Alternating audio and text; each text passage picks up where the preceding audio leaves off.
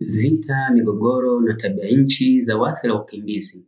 Takribani washiriki 50,000 kutoka zaidi ya mataifa 190 wameanza mkutano wa 30 wa mabadiliko ya tabia nchi COP30 nchini Brazil, wakati shirika la Umoja wa Mataifa la wakimbizi UNHCR likionya kuwa mamilioni ya wakimbizi wanaendelea kuteseka kutokana na athari za tabia nchi. Kwa mujibu wa ripoti ya UNHCR, majanga ya hali ya hewa yamesababisha zaidi ya watu milioni 250 kuyahama makazi yao katika kipindi cha miaka 10 iliyopita, sawa na wakimbizi 67,000 kwa siku. Aidha, robo tatu ya wakimbizi hao wanaishi katika maeneo hatarishi zaidi kwa majanga ya kimazingira. Ripoti hiyo imetaja mafuriko Sudani Kusini na Brazil, joto kali Kenya na Pakistani, pamoja na ukosefu wa maji Chad na Ethiopia kuwa mifano ya athari hizo.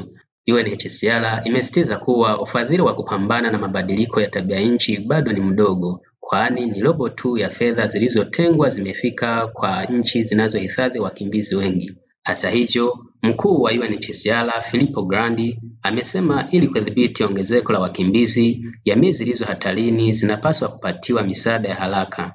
Na viongozi wa Marekani Kusini na Ulaya wamekubaliana kuunda muungano wa pamoja wa kupambana na ulanguzi wa madawa ya kulevya, uhalifu wa kimataifa na ufisadi.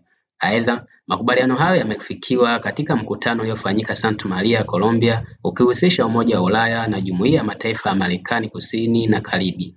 Mkuu wa sera za nje wa EU, Kaja Kallas, alisema ushirikiano huo utaisaidia kulinda raia na kuimarisha ulinzi wa njia za baharini kwa kubadilishana taarifa na kuchukua hatua za pamoja. Hata hivyo, miongoni mwa waliohudhuria mkutano huo ni Rais wa Brazil, Lula da Silva, Rais wa Baraza la Ulaya, Antonio Costa, na Waziri Mkuu wa Uhispania, Pedro Sanchez.